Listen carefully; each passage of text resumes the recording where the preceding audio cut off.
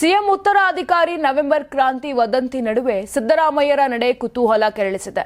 ಇದೇ November 15ರಂದು CM ದೆಹಲಿಗೆ ತೆರಳುತ್ತಿದ್ದಾರೆ ಎನ್ನಲಾಗಿದೆ. ನವೆಂಬರ್ 15ರಿಂದ 3 ದಿನ ದಿಲ್ಲಿಯಲ್ಲೇ ವಾಸ್ತವ್ಯ ಹೂಡಲಿದ್ದು, ಈ ಪ್ರವಾಸ ರಾಜ್ಯ ರಾಜಕೀಯದ ಕುತೂಹಲಕ್ಕೆ ಮತ್ತಷ್ಟು ಪುಷ್ಟಿ ನೀಡಿದೆ.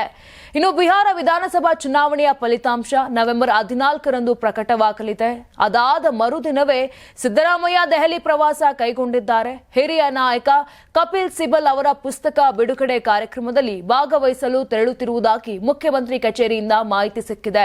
ಆದರೆ ಪುಸ್ತಕ ಬಿಡುಗಡೆ ಕಾರ್ಯಕ್ರಮಕ್ಕೆಂದು ತೆರಳುತ್ತಿರುವವರು 3 ದಿನ ಅಲ್ಲೇ ಉಳಿದುಕೊಳ್ಳುತ್ತಿರುವುದು ಭಾರಿ ಕುತೂಹಲ ಮೂಡಿಸಿದೆ.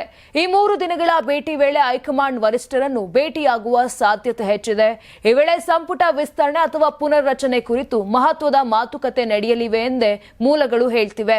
ಇದೇ ವೇಳೆ ರಾಜ್ಯ ಕಾಂಗ್ರೆಸ್ ನಾಯಕರಿಂದ ಕೇಳಿ ಬಂದಿರುವ ಅನಗತ್ಯ ಹೇಳಿಕೆಗಳ ಬಗ್ಗೆಯೂ ಹೈಕಮಾಂಡ್ನೊಂದಿಗೆ ಚರ್ಚಿಸಬಹುದು ಅಂತ ಹೇಳಲಾಗ್ತಿದೆ.